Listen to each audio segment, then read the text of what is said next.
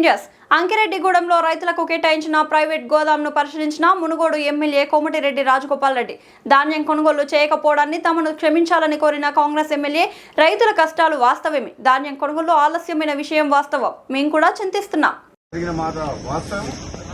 ప్రభుత్వం తరఫున నేను క్షమాపణ కూడా చెప్తున్నాను. ఎందుకంటే మనం అనుకున్న దానికంటే డబల్ 3 రెట్లు ఎక్కువ వచ్చింది.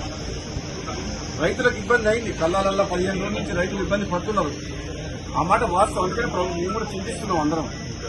డెఫినెట్ గా రైతుల కోసం ఈ ప్రభుత్వం ఎప్పుడు కూడా రాత్రింబాలు కష్టపడి రైతులకు అన్ని రకాలుగా సపోర్ట్ గా ఉండాలన్న ఉద్దేశంతో పనిచేస్తుంది. కాబట్టి రాబోయే 10 రోజుల్లో కంప్లీట్ గా ధాన్యం సేకరణ కంప్లీట్ చేస్తామని చెప్పి నేను కూడా మాటిస్తున్నా. ప్రత్యక్షంగా నేను కూడా ఈ గోడౌన్ హ్యాండ్ ఓవర్ చేసుకుంటానికి అధికారులతో మాట్లాడి గోడౌన్ ఓనర్ ఒప్పుకున్నా సరే బలవంతంగా నోటీస్ ఇచ్చి తీసుకోవడం జరిగింది. ఇంకొక 1,00,000 టన్నులకు తిరుమలగిరి సూర్యాపేట మండలం అక్కడ ఒకటి ఉన్నది, అది కూడా తీసుకోమని చెప్పిన ఇప్పుడు అడిషనల్ కలెక్టర్ గారితో మాట్లాడినా. వచ్చే 10 రోజుల్లో ఈ ధాన్యం సేకరణ ఎప్పుడు ఇంత ప్రాబ్లం రాలే, ఈసారి వచ్చింది ప్రాబ్లం. ఈసారి దిగుబడి ఎక్కువ రావడం వల్ల, కాబట్టి వివిధ కారణాల వల్ల ఆలస్యం అయింది.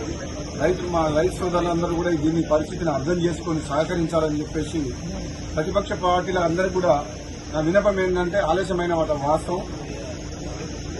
మీరు కూడా ప్రజల పక్షాన చాలా సందర్భాల్లో మీడియా ద్వారా కానీ రైతుల పక్షాన మీరందరూ కూడా మీ పాత్ర పోషించిండ్రు.